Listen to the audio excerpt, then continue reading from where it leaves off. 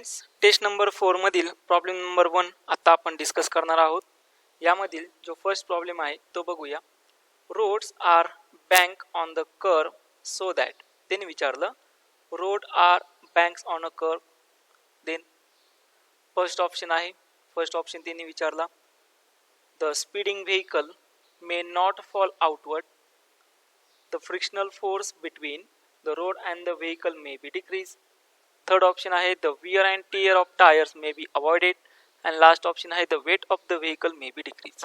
So banking of रोडची concept काय सांगते ते पहिल्यांदा समजून घेऊ. बँकिंग ऑफ रोडमध्ये काय होतं, जो आउटर रिजन असतो सर्क्युलर ट्रॅकमधील जो आउटर रिजन असतो तो ॲज कम्पेअर टू हॉरिझॉन्टल हाईटने काहीतरी हाईट ही वाढवलेली असते. ही हाईट त्याच्यावाली आउटर रिजनची आउटर ट्रॅकची जी हाईट असते ती वाढवलेली असते. हे कशासाठी करतो, समजा हाईट जर वाढवली नसेल तर काय होतं बघा, ज्यावेळेस व्हेकलला टर्न घ्यायचा असतो त्यावेळेस व्हेकलला व्हेलॉसिटी कमी करावी लागते आणि व्हेकलला त्याची व्हेलॉसिटी त्याचं स्पीड कमी केलं तरच व्हेकल ही सेफली टर्न घेऊ शकते. Otherwise it will B स्कीड outward in direction. आणि तेच जर आपण काहीतरी हाईट आउटर रिजनची हाईट जर इन्क्रीज केली बँकिंग ऑफ रोडच्या कन्सेप्टमध्ये तर या ठिकाणी व्हेकलला त्याचं स्पीड कमी न करता सुद्धा सेफली टर्न घेता येतो. म्हणजेच या ठिकाणी आपण जे कन्सेप्ट आहे कोणची, जी स्पीड आहे व्हेकलचं स्पीड, हे स्पीड आपण त्याला वेलॉसिटी म्हणतो किंवा स्पीड असेल ते स्पीड डिक्रीज करत नाही बँकिंग ऑफ रोडमध्ये. मग असं ऑप्शन कुठला आहे ते बघूया. The speed vehicle may not fall outwards. So this is the option. Okay, आता आउटवर्ड म्हणजे काय, जर स्पीड जर कमी नाही केलं, स्पीड कमी न करता सुद्धा व्हेकल ही तर सेफली टर्न घेते, पण याच ठिकाणी जर स्पीड तेवढंच ठेवलं तर vehicle he outward in direction जाते. आणि तेच अवॉइड करण्यासाठी आपण या ठिकाणी त्याची हाईट जी असते आउटर ट्रॅकची ती हाईट आपण या ठिकाणी इन्क्रीज करत असतो. क्लिअर झालं सर्वांना? ओके, आता यानंतरचा पुढील जो प्रॉब्लेम आहे तो आहे problem number 2. So problem number 2 आता आपण या ठिकाणी डाऊटला घेऊया. So here is the problem number 2. बघा, इन युनिफॉर्म सर्क्युलर मोशन. चला, युनिफॉर्म सर्क्युलर मोशन मध्ये काय होतं, option A both velocity and acceleration are constant. acceleration and speed are constant but velocity changes. Both acceleration and velocity changes. Both acceleration and speed are constant. मग याचं काय answer असणार आहे चला समजून घेऊया. सर्क्युलर मोशन मध्ये काय होतं ते पहिल्यांदा बघूया. सो एखादा ऑब्जेक्ट सर्कम्फरन्स वरती मोशन जर परफॉर्म करत असेल तर त्यास आपण circular motion, object performing circular motion असं म्हणत असतो. त्यानंतर हा एक सर्क्युलर ट्रॅक असेल, फॉर एक्झाम्पल हा त्याचा सेंटर असणार आहे, ही रेडियस असेल आणि ऑब्जेक्ट ही पोझिशन असणार आहे A, this is position B, this is position C and this is position D. आणि ऑब्जेक्ट या ठिकाणी सर्क्युलर मोशन परफॉर्म करत असतो. आणि सर्क्युलर मोशन परफॉर्म करत असताना ही जे ॲक्सिलरेशन असतं हे असतं सेंट्रिपिटल ॲक्सिलरेशन, हे जे ॲक्सिलरेशन असतं हे ॲक्सिलरेशन असतं टँजेन्शियल ॲक्सिलरेशन. त्यानंतर ही जी वेलॉसिटी असते ही टँजेन्शियल वेलॉसिटी असते. तर या प्रत्येक ठिकाणी या टँजेन्शियल वेलॉसिटीची डायरेक्शन चेंज होते. कुठल्या मोशनमध्ये, युनिफॉर्म सर्क्युलर मोशनमध्ये टँजेन्शियल वेलॉसिटीची काय होते, डायरेक्शन चेंज होते, मॅग्निट्यूड सेमच असते. तो असा ऑप्शन कोणता ज्या ठिकाणी ॲक्सिलरेशन कॉन्स्टंट असेल, स्पीड कॉन्स्टंट असेल आणि त्याच्यावरली वेलॉसिटी चेंज होते, तो ऑप्शन बी असतो. In uniform circular motion acceleration is change, acceleration and speed are constant. ज्या ठिकाणी ॲक्सिलरेशन चेंज होतं त्या मोशनला आपण म्हणत असतो this is the non uniform circular motion. हे घेतलंय आपण, बरोबर. आणि युनिफॉर्म सर्क्युलर मोशन मध्ये ॲक्सिलरेशन स्पीड कॉन्स्टंट असतं, फक्त काय चेंज होतं त्याच्यामध्ये, वेलॉसिटी चेंज होत असते. सो ऑप्शन सेकंडचा आहे ऑप्शन बी इज करेक्ट. ज्यांचं करेक्ट आला असेल सो दोज आर कॉंग्रॅच्युलेशन्स. यानंतर प्रॉब्लेम नंबर 3. चला, प्रॉब्लेम नंबर 3 काय तो समजून घेऊया. For a body moving in a circular path a condition for no skidding if mu is a coefficient of friction is. बघा रे, एखादी बॉडी असेल, समजा एक सर्क्युलर ट्रॅक असेल, हा एक असा सर्क्युलर ट्रॅक आहे आणि या सर्क्युलर ट्रॅकवरती एखादी body circular path, this is the circular path, आणि यावरती जर सर्क्युलर मोशन परफॉर्म करत असेल तर ऑब्विसली एक फोर्स असतो जो टुवर्ड्स दी सेंटर असतो, त्या फोर्सला नाव असतं centripetal force. This is centripetal force. आणि जे ॲक्सिलरेशन प्रेझेंट असतं ते असतं सेंट्रिपिटल ॲक्सिलरेशन. त्यानंतर इथं फ्रिक्शनल फोर्स प्रेझेंट असतो. सो सिंपल या ठिकाणी कंडिशन घेतो बघा, फ्रिक्शनल फोर्स रिझॉल्व्ह करतो आणि या ठिकाणी कंडिशन असते frictional force multiply by N असतो, म्हणजे एम मल्टिप्लाय बाय जी, आणि तो इक्वल टू असेल, ग्रेटर दॅन असेल, लेस असेल सेंट्रिपिटल फोर्सपेक्षा. मग सेंट्रिपिटल फोर्स सर्वांना माहिती आहे, this is the coefficient of friction, mu म्हणजे इज इक्वल टू असणार आहे M V square upon R. आता कंडिशन काय दिली प्रॉब्लेम मध्ये ते समजून घेऊया. प्रॉब्लेम मध्ये त्यांनी असं सांगितलं कंडिशन फॉर नो स्किडिंग. आता स्किडिंग जर आपल्याला थांबवायचं असेल, कंडिशन काय आहे, नो स्किडिंग. आणि नो स्किडिंग जर करायचं असेल तर व्हेकलचं फ्रिक्शन जे असेल ते फ्रिक्शन मॅक्झिमम ठेवावं लागेल किंवा इक्वल टू सेंट्रिपिटल फोर्स ठेवावं लागेल. So equal to or greater than centripetal force काय पाहिजे, फ्रिक्शनल फोर्स पाहिजे. असा जो ऑप्शन असेल तो तुमच्याला आन्सर असणार आहे. आणि असा ऑप्शन कोणचा आहे,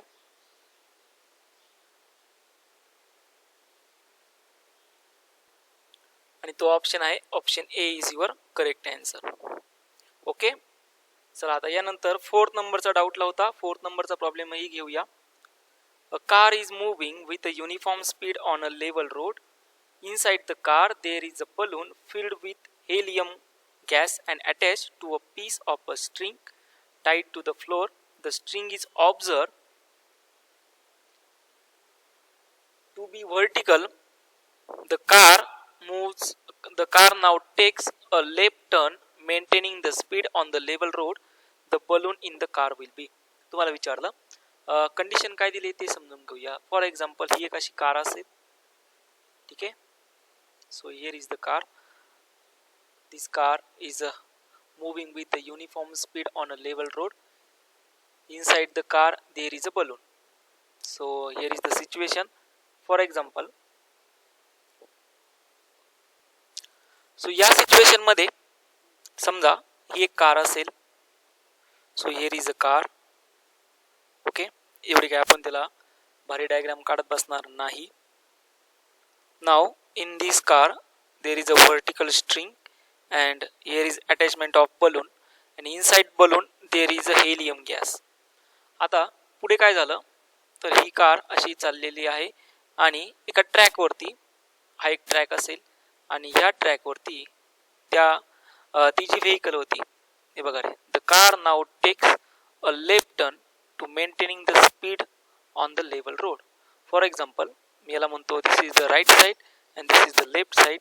आणि या ठिकाणी ही जी कार होती आणि लेफ्ट साईडला असा टर्न घेतला.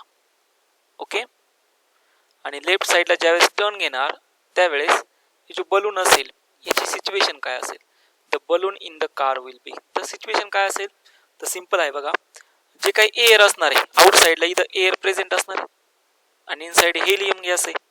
ऑब्विसली जे एअर असेल आउट साईडला ते बलूनमध्ये प्रेझेंट असणारे हेलियम गॅसपेक्षा हेवियर असेल. So it will have more tendency to move towards right and will keep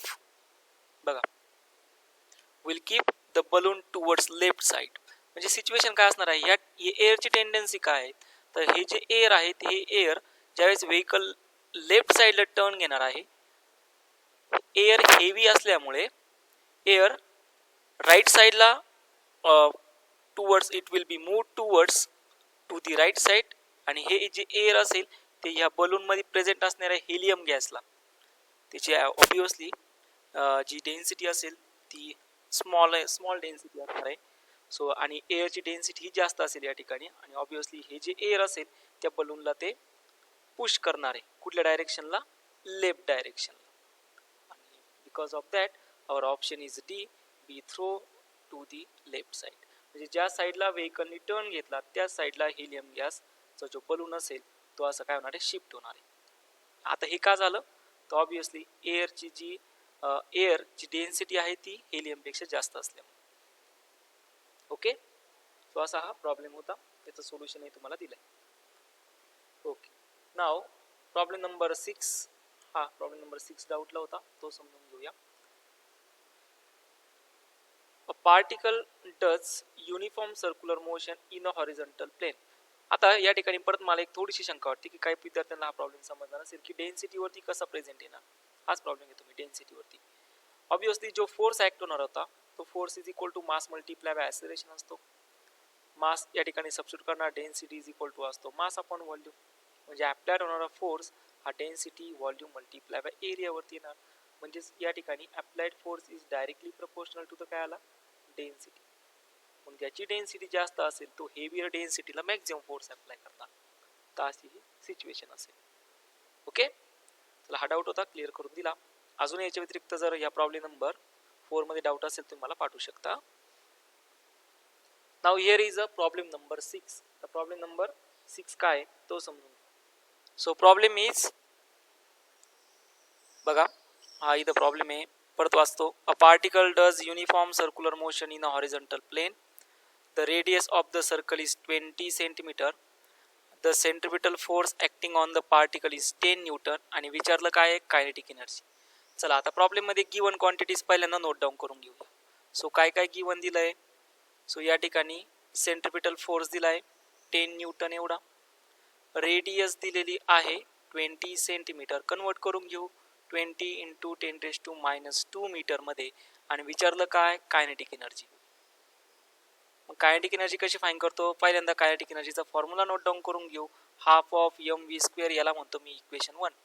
आता सेंट्रिपिटल फोर्स काय असतो. सेंट्रिपिटल फोर्स असतो mv² अपॉन r. सेंट्रिपिटल फोर्स दिलाय तुम्हाला बघा या ठिकाणी किती आहे 10 न्यूटन. सबस्टिट्यूट करून देतो.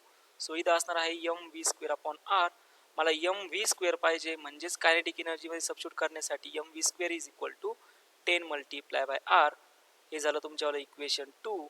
इक्वेशन 2 इक्वेशन 1 मध्ये सबस्टिट्यूट करतो. सो आपल्याला भेटेल हाफ ऑफ 10 मल्टिप्लाय बाय किती आलं r म्हणजे 5 मल्टिप्लाय बाय किती असणार आहे 20 इंटू 10⁻² मीटर. आणि या ठिकाणी तुमच्यावर जे आन्सर असेल ते येऊन जातं 1 जूल एवढं.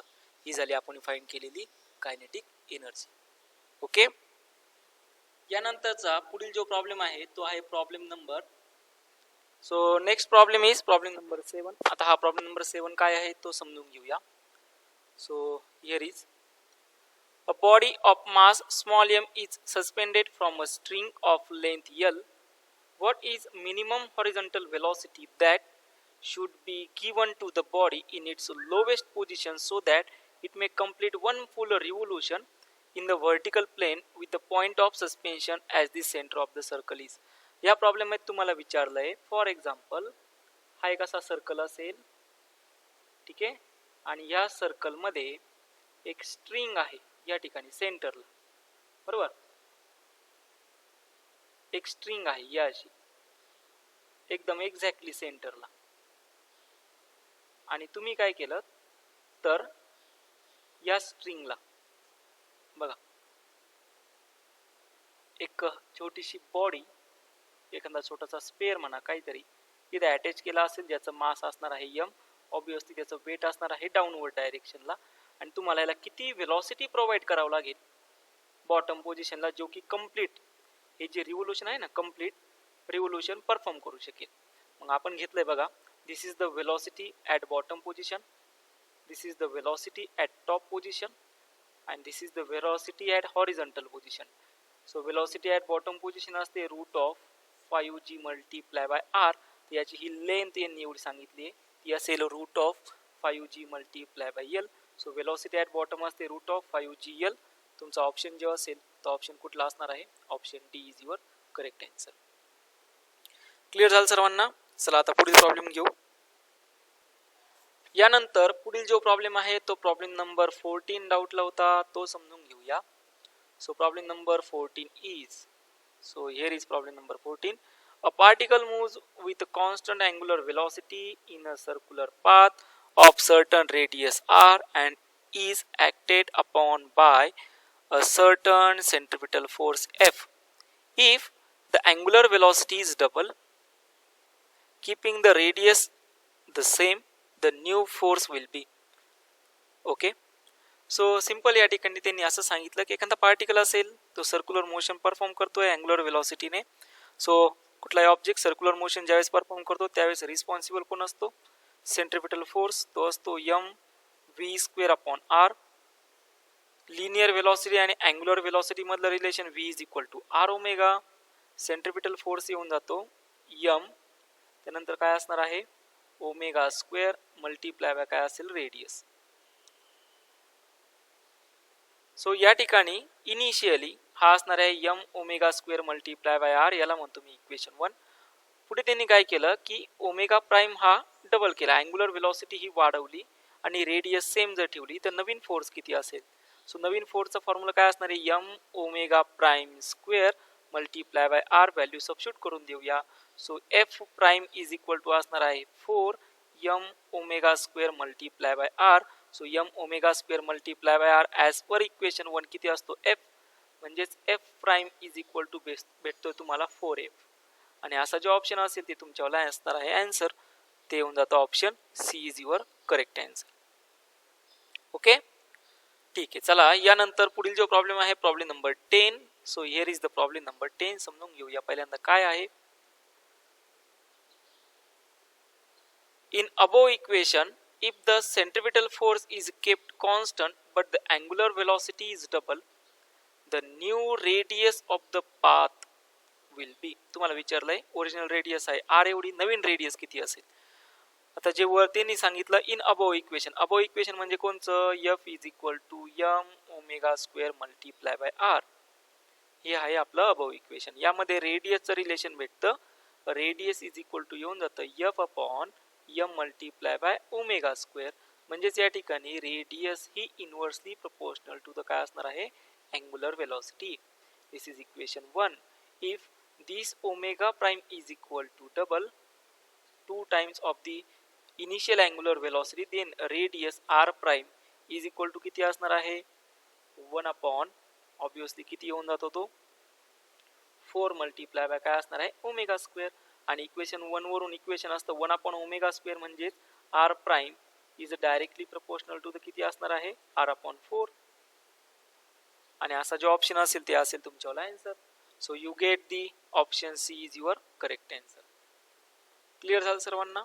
Okay very good. चला आता या पुढील जो प्रॉब्लेम आहे प्रॉब्लेम नंबर 11 नंबरचा आता प्रॉब्लेम आपण या ठिकाणी सॉल्व्ह करून घेणार आहोत. महत्त्वाचा प्रॉब्लेम आहे, बऱ्याच विद्यार्थ्यांनी 11 नंबरचा प्रॉब्लेम डाऊटला विचारलेला होता. A small body of mass m slide down from the top of hemisphere of radius small r. The surface of block and the hemisphere are frictionless. The weight at which the body lose contact with the surface of the sphere is. तुम्हाला विचारलंय weight नाही sorry the height at which, तुम्हाला काय विचारलं the height at which the body lose contact with the surface of sphere. किती height वरती, या ठिकाणी ही height आहे ना, या हाईटची व्हॅल्यू तुम्हाला विचारलाय. अशी ही डायग्राम सुद्धा तुमच्या समोर आहे. मग त्याला कसं सॉल्व्ह करणार. चला आता 1 बाय 1 या प्रॉब्लेमला सॉल्व्ह करायला सुरुवात करूया. सो मी या प्रॉब्लेमला जरा या ठिकाणी घेतो. ठीक आहे, याला एकदा क्लिअर करतो. सो असा हा प्रॉब्लेम असणार आहे बघा. तर या प्रॉब्लेम मध्ये एक हेमिस्फियर आहे. So this is the hemisphere, हा एक हेमिस्फियर आहे बरोबर.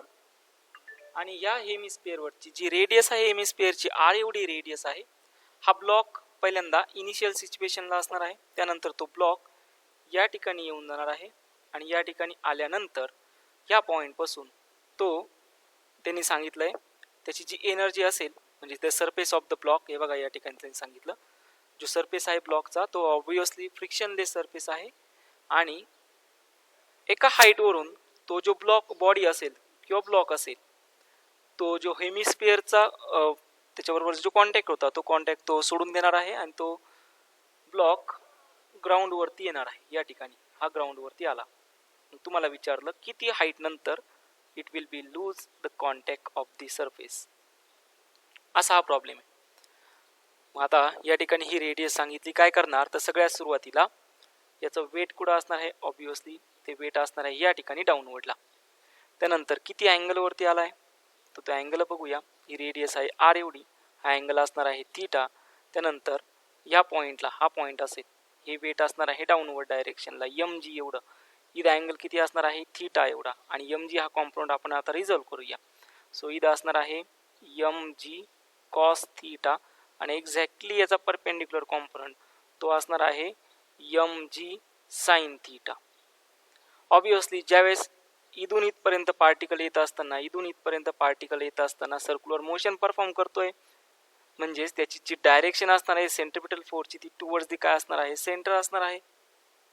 आणि दुसरं काय आहे, या पॉइंटला mg cos थीटा आणि सेंट्रिपिटल फोर्स डायरेक्शन दोन्ही एकाच साईडला आले, म्हणजेच mg cos theta is equal to काय असणार आहे, mv स्क्वेअर अपॉन r.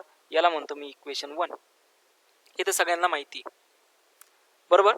त्यानंतर जर ऑब्जेक्ट या ठिकाणून याला म्हणतो पोझिशन ए पासून पोझिशन बी ला जर येत असेल तर या ठिकाणी त्याच्या एनर्जी मध्ये चेंजेस झाले, म्हणजे आपण सिंपल म्हणणार energy total energy at point A is equal to काय असणार आहे, total energy at point B. त्याला म्हणलं जातं law of conservation of energy. So simple use करणार total energy at point A is equal to असणार आहे total energy at point B. बरोबर. मग आता टोटल एनर्जी काय असते, kinetic energy plus potential energy. So simple use करणार kinetic energy at point A plus potential energy at point A is equal to असणार आहे kinetic energy at point B plus potential energy at point B. आता point ए साठी kinetic energy किती असणार आहे, obviously rest आहे, म्हणजे किती असणार आहे 0. पोटेन्शियल एनर्जी काय असणार आहे mg, हाईट किती आहे r एवढी, mg h असतो ना, मग पोटेन्शियल एनर्जीची हाईट किती आहे त्याच्यावाले रेडियस एवढी, म्हणजे तो येऊन जातो mg multiply by r. Final ज्यावेळेस तो पॉइंट बी या ठिकाणी पोहोचला त्यावेळेस तो काहीतरी वेलोसिटीनं खाली आला असणार आहे, मग त्याची ती असणार आहे final kinetic energy half of mv square. त्यानंतर पोटेन्शियल एनर्जी, मग potential energy object final position कुठं आहे, या ठिकाणी पोहोचलाय बघा, ही फायनल पोझिशन. मग ह्या फायनल पोझिशन मध्ये तो किती हाईट वरती आहे, h एवढ्या हाईट वरती आहे, म्हणजे तो असणार आहे mgh. या ठिकाणाहून तुम्हाला काय भेटतं ते सॉल्व्ह करूया. सो मास अँड मास सगळ्या ठिकाणी काय होऊन जातो, कॅन्सल होऊन जातो. सो gr आणि gs जर तिकडे घेऊन गेला होतो, g multiply by r minus h आलं, ते होऊन जातं 1/2 v स्क्वेअर. सो या ठिकाणी आपल्याला v व्हॅल्यू भेटते √2g मल्टिप्लाय बाय काय असणार आहे r मायनस h. याला म्हणतो me this is equation number 2. This is equation काय आलं, इक्वेशन सेकंड आलं. बरोबर आहे. चला इक्वेशन 2 भेटले. त्यानंतर आता डायग्राम कडे जाऊया. डायग्राम मध्ये जर आलो तर मला एक सिंपल तुम्हाला इथं जर काही दाखवायचं ते पहिल्यांदा समजून घेऊया. ही सिच्युएशन्स, आता हे वेट वगैरे जाऊ द्यात. आता बघायचं आपल्याला आहे डायग्राम वरून ही जी हाईट आहे ना, ही हाईट किती आहे डायग्राम वरून मला बघायचं, ही हाईट किती बघा. आता ही हाईट मला फाइंड करायची, मग एवढी हाईट किती असणार आहे, टोटल डिस्टन्स आहे r एवढं. बरोबर आहे, टोटल डिस्टन्स किती आहे r एवढं. मग हा कॉम्पोनंट किती असणार आहे, सो याचा थीटा बिलॉंग्स कॉम्पोनंट किती असतो r cos थीटा एवढा, माहिती सर्वांना. थीटा बिलॉंग्स कॉम्पोनंट किती येतो r cos थीटा, आणि थीटा अपोजिट कॉम्पोनंट किती असणार आहे r sin थीटा. म्हणजे r cos थीटा हा कॉम्पोनंट इज इक्वल टू किती आला, हाईट एवढा. क्लिअर होतंय सर्वांना. बघा मला काय सांगायचं आहे, ही हाईट किती आहे मला दाखवायचं किती आहे, ही हाईट किती आहे. मग हाईट किती आहे तुम्हाला लगेच समजेल बघा, एवढी. आणि एवढी म्हणजेच रेडियसच्या किती बिलॉंग्स कॉम्पोनंट येते, थीटा बिलॉंग्स कॉम्पोनंट ही असेल त्याच्यावरली रेडियस. बरोबर. आणि थीटा बिलॉंग्स कॉम्पोनंट किती असतो r cos थीटा, आणि थीटा ऑपोजिट कॉम्पोनंट किती असतो r sin थीटा. म्हणजे h इज इक्वल टू किती आलं r cos थीटा एवढं. आणि यावरून आपल्याला cos थीटाची व्हॅल्यू भेटते, cos theta is equal to येऊन जातो h अपॉन r एवढा. This is the equation number 3. बघा मला इक्वेशन 1 मध्ये वेलॉसिटीची गरज होती, ती वेलॉसिटी मला इक्वेशन 2 मधून भेटली, आणि इक्वेशन 1 मध्ये cos थीटाची गरज होती, ती मला इक्वेशन 3 मधून भेटलं. मग हे दोन्ही व्हॅल्यू सबस्टिट्यूट मी म्हणतो इथे बघा, substitute equation 2 and equation 3 in equation 1. Equation 1 मध्ये जर सबस्टिट्यूट करून दिलं तर काय येतं बघा, mg cos थीटा किती आला h अपॉन r एवढा, आणि इथं असणार आहे m अपॉन r. v ची व्हॅल्यू म्हणजे 2g स्क्वेअर आहे, r मायनस किती येऊन जातो h. Mass and mass cancel, G and G get cancel, radius and radius get cancel. So या ठिकाणी एच इज इक्वल टू असणार आहे 2 multiply by R minus H, म्हणजे H plus 2h is equal to असणार आहे 2r. Height तुम्हाला विचारलं ते येऊन जातं 2/3 मल्टिप्लाय बाय आर, एवढी हाईट असणार आहे. आणि एवढ्या हाईट नंतर तो ब्लॉक ग्राउंड वरती येऊन जाणार आहे, म्हणजे एवढ्या हाईटला it will be lose the contact with the hemisphere, आणि ते आन्सर येऊन जातं 2/3r. बघा या ठिकाणी मी परत आणतो, हे मे बी तुम्हाला व्यवस्थित समजलं असेल असं कन्सिडर करतो. सर्वात सुरुवातीला मी काय केलं तर mg cos θ is equal to mv²/r हे इक्वेशन मी तयार करून घेतलं. त्यानंतर law of conservation of energy वापरलं, त्यावरून व्हेलॉसिटी फाइंड करून घेतली, आणि ही जी हाईट होती ही हाईट रेडियसच्या टर्म्स मध्ये किती होती तर ते येऊन जातं h is equal to r cos θ. So equation 2 आणि इक्वेशन 3 इक्वेशन 1 मध्ये सबस्टिट्यूट केले, मला हाईट भेटली, h इज इक्वल टू किती आलं, हे तुमच्या ठिकाणी आन्सर असेल 2/3 मल्टिप्लाय बाय आर. खूप सगळ्यांना हा प्रॉब्लेम व्यवस्थित समजला असेलच. यानंतर पुढील प्रॉब्लेमला चलतो, तो आहे प्रॉब्लेम नंबर 15, जो की बऱ्याच विद्यार्थ्यांनी डाऊटला विचारलेला होता. चला मग आता तो समजून घेऊया. So here is the problem. An aeroplane moving horizontally at the speed 200 metre per second at height 8.0 into 10⁻³ meter is to drop a bomb on a target. At what horizontal distance from the target should the bomb be released? तुम्हाला विचारलंय बघा, problem मध्ये त्यांनी असं सांगितलं की for example हे एक aeroplane असेल, एवढं आपण डिझाईन नाही करणार ना एरोप्लेनला. त्यानंतर हे किती हाईट वरती आहे, ती हाईट दिलेली आहे 8.0 into 10⁻³ मीटर, आणि किती वेलॉसिटीना चाललेला आहे, ती स्पीड दिली आहे 200 मीटर पर सेकंड, हे याच्यावर इनिशियल स्पीड आहे. आणि त्यांनी विचारलं समजा हे जर टार्गेट असेल तर हे टार्गेट किती डिस्टन्स वरती असणार आहे, हॉरिझॉन्टल डिस्टन्स त्याला मी यस म्हणतो, जेवढ्या डिस्टन्स नंतर तो बॉम्ब काय करणार आहे, रिलीज करणार आहे. मग यासाठी बघा हॉरिझॉन्टल डायरेक्शनला जात असताना ॲक्सिलरेशन काय असतं, 0 असतं, इथं घेतलंय आपण acceleration in horizontal direction projectile motion मध्ये घेतलंय, ते किती असतं 0. म्हणजे सिंपल कायनेमॅटिकल इक्वेशन यूज करणार. कुठलं kinematical equation, S is equal to U T plus half of A T square. आता या ठिकाणी ॲक्सिलरेशनच 0 आहे, म्हणजे इक्वेशन येऊन जातं S is equal to U multiply by T, आणि टाइम ऑफ फ्लाइट किती असतो, T is equal to √2h/g. इथे घेतलंय ना, इथे फक्त व्हॅल्यू सबस्टिट्यूट करून देऊया.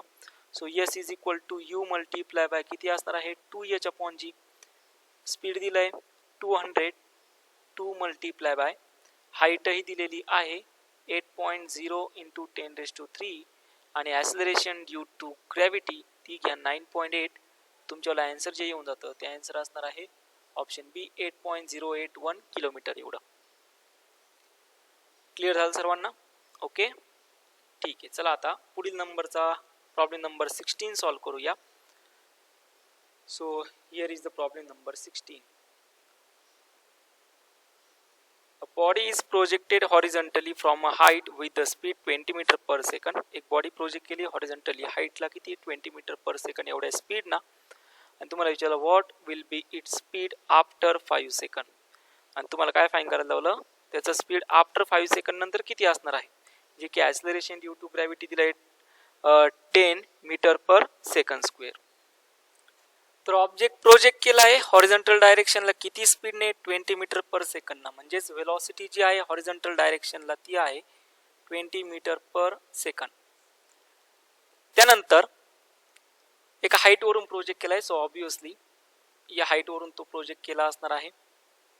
सो याला नेट वेलॉसिटी विचारलेली आहे, सो इथं असणार आहे त्याच्यावरली नेट वेलॉसिटी, आणि नेट वेलॉसिटी असते √of vx² प्लस vy². आता vx तर माहिती आहे, vy कशी फाईंड करणार, v is equal to U plus काय असतो a multiply by T. Initial speed किती आहे 0, म्हणजे v of y is equal to असणार आहे acceleration multiply by T. Acceleration म्हणजे y डायरेक्शनला initial speed 0, along y direction initial speed is 0. Acceleration दिला आहे 10 आणि टाइम दिला आहे 5. सो v ऑफ y येऊन जातो 10 मल्टिप्लाय बाय 5 म्हणजे किती असणार आहे 50 मीटर पर सेकंड. मग आता बघा आपल्याला वेलॉसिटी अलॉंग x डायरेक्शन भेटली, वेलॉसिटी अलॉंग y डायरेक्शन भेटली, ते इक्वेशन 1 मध्ये सबस्टिट्यूट करून द्या आणि ते तुमच्यावालं ॲन्सर असेल. ते ॲन्सर किती येतं हे तुम्ही सांगू शकता. आणि ते ॲन्सर असेल तुमच्यावालं 54 मीटर पर सेकंद येतं का हे सर्वांनी चेक करायचं. यानंतर पुढील जो प्रॉब्लेम आहे प्रॉब्लेम नंबर 21. आता हा प्रॉब्लेम नंबर 21 आपण या ठिकाणी सॉल्व करायला घेऊया. सो प्रॉब्लेम नंबर 21 काय आहे तो समजून घेऊ. A cannon on a level plane is aimed at an angle theta above the horizontal and a shell is fired with a muzzle velocity v0 towards a vertical cliff of distance d away, then the height from the bottom at which shell strike the side wall of the cliff is. So या टाईपचा problem तुमचा बऱ्याच वेळ झाला आहे की एक Canon असेल, समजा हे एक्स आणि वाय डायरेक्शन असणार आहे. सो या ठिकाणी एक कॅनॉन असेल, बरोबर आहे, आणि तो काहीतरी अँगलला असा एम केलाय. तो अँगल असतो हॉरिझॉन्टल सोबत, बरोबर. तिने सांगितलंय angle theta above the horizontal and a shell is fire with the velocity. So या ठिकाणी एक अशी शेल असेल आणि ती अशी फायर केली असणार आहे. वेलॉसिटी आहे v0 एवढी, इनिशियल वेलॉसिटी म्हणतो त्याला. आणि towards a vertical Cliff at a distance D away. So इथे एक अशी व्हर्टिकल क्लिफ असेल कुठेतरी एक अशी, आणि ती किती डिस्टन्सवरती आहे तर डी एवढ्या डिस्टन्सवरती आहे. आणि तुम्हाला विचारलं then height from the bottom at which the shell strike the walls of the cliff is. आता ही हाईट किती असेल हे तुम्हाला विचारलं, म्हणजे अलॉंग वाय डायरेक्शन. याच्यासाठी आपण वापरतो इक्वेशन ऑफ ट्रॅजेक्टरी. कशी equation of trajectory? y is equal to असतो x tan theta minus g multiply by x square divided by 2u square cos square theta. हे असतं इक्वेशन ऑफ ट्रॅजेक्टरी. मग x हे direction किती आहे along the x direction, ते घेणार आपण d, बरोबर आहे. आणि इनिशियल स्पीड जे आहे ते सांगितलं त्यांनी v0. ह्या दोन्ही व्हॅल्यू ट्रॅजेक्टरीच्या इक्वेशन मध्ये सबस्टिट्यूट करून द्या. ते येऊन जातं y is equal to D tan theta minus G multiply by D square upon 2v0 square cos square theta.